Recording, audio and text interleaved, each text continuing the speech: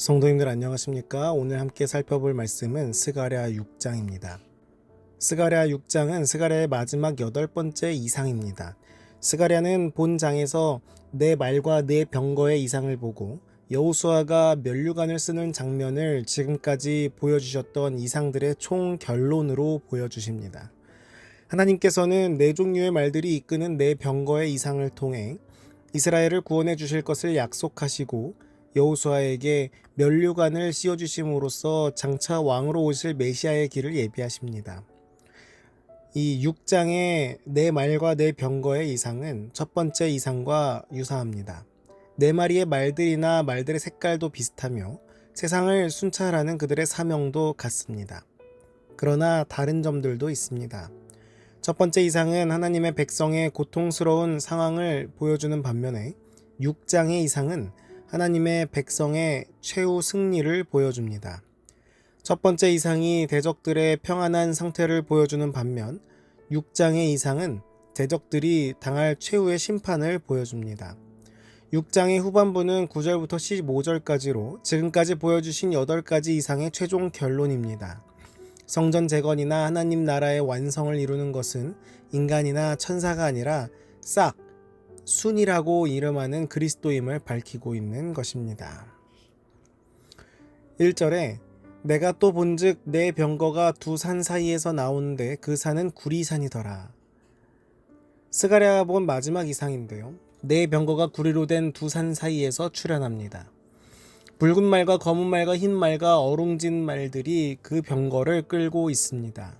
이 구리로 된 산들은 반드시 어떤 지리적인 산들을 나타낸다고 생각할 필요는 없습니다.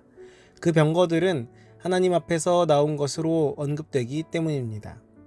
구리산이라고 한 것은 성경에서 구리가 강한 능력과 승리, 저주와 심판을 각각 상징한다는 점에서 하나님의 절대적인 심판의 능력을 특별히 부각시키기 위한 의도에서 비롯된 것으로 보여집니다. 4절과 5절에 내가 내게 말하는 천사에게 물어 이르되 내 주여 이것들이 무엇이니까 하니 천사가 대답하여 이르되 이는 하늘의 내 바람인데 온 세상의 주 앞에 서 있다가 나가는 것이라 하더라. 천사는 내 병거는 하늘의 내 바람이라고 했습니다. 바람은 히브리어로 루아흐인데 구약의 377호에 나오는 단어입니다.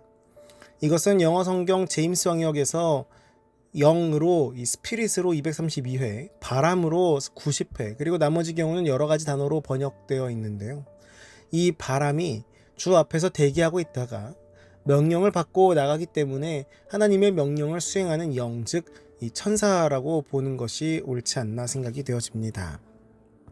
여기에서 이 말과 병거는 빠른 기동력을 상징하는데요. 하나님의 심판이 속히 임할 것을 말하는 것입니다.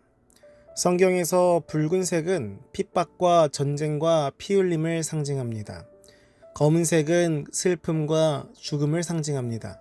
흰색은 성도들의 색깔이며 승리와 순결을 상징합니다. 검은 말이 북쪽으로 나간다는 것은 북쪽이 이스라엘을 대적하는 나라들의 상징으로 쓰였기 때문에 북쪽에 있는 그들이 가장 혹독한 심판을 받을 것이며 하나님의 백성은 구원을 얻을 것을 말합니다. 그제서야 하나님의 마음이 시원해지셨다라고 기록이 되어 있는데 내 영이 쉬게 되었다라는 말은 진노가 풀리고 마음이 평안해졌다는 뜻입니다. 이 스가랴의 계시에 나타난 말과 병거들이 요한의 계시에 나타난 말들과 비교해 볼 때에 동일한 색깔들 비슷하다라는 것을 느껴볼 수가 있습니다. 스가랴 6장 1절부터 8절과 계시록 6장 2절부터 8절을 비교해 보면 알 수가 있는 것인데요. 스가랴가 본 말들은 요한이 본 말들과 동일한 색깔이었습니다. 스가랴의 계시에서 말과 병거들은 하나님에 의해 세상의 여러 방향으로 보내집니다. 요한계시록에서 말과 그 탄 자들에게 세상으로 나아가라는 명령은 하나님의 보좌로부터 명령을 전달받는 생물들, 즉 그룹 천사들이 내립니다. 스가랴서의 말과 병거들은 세상의 특정 지역들에 하나님께서 보내신 기별들을 나타냅니다. 스가랴서 6장을 요한계시록 6장의 배경이라고 간주할 때 요한계시록의 네 말들은 세상에 보내진 기별들로서 다양한 시대에 다양한 지역에 해당되는 기별들을 나타낸다고 결론 짓는 것이 합당합니다. 이어서 9절부터 14절은 후반부인데요. 스가랴의 8가지 계시가 이 메시아의 오심에서 절정에 이르는 모습을 기록하고 있습니다. 이 중요한 성경절은 역사적, 메시아적, 예언적 의미를 담고 있는데요. 성전을 재건하고 하나님의 백성을 영적으로 회복하는 일은 메시아가 오셔서 그분의 영원한 왕국을 세우실 때까지 계속되어야 했습니다.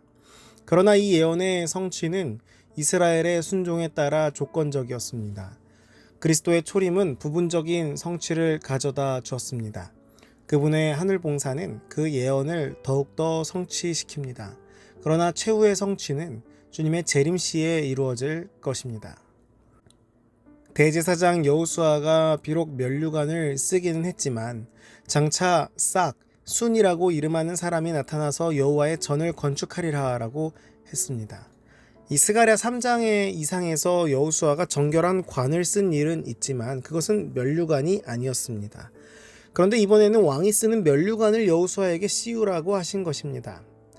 그것은 희미하게나마 여호수아가 예수 그리스도를 예표하고 있기 때문입니다. 참된 건축자이신 메시아가 스룹바벨과 그의 건축 활동의 배후에 있던 추진력이었습니다. 스룹바벨의 성전 건축은 그리스도께서 하나님의 왕국을 건설하시는 일에 대한 표상이었습니다. 여호수아는 지상 성전을 건축하겠지만 참되고 영원한 여호와의 전을 건축할 분은 오직 싹, 순이라고 불리우는 그리스도이십니다.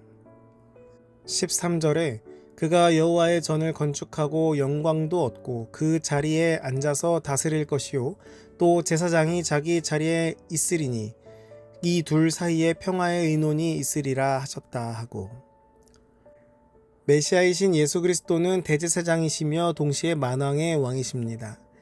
이 둘 사이에 평화의 의논이 있으리라고 했는데 둘 사이는 누구와 누구 사이일까요?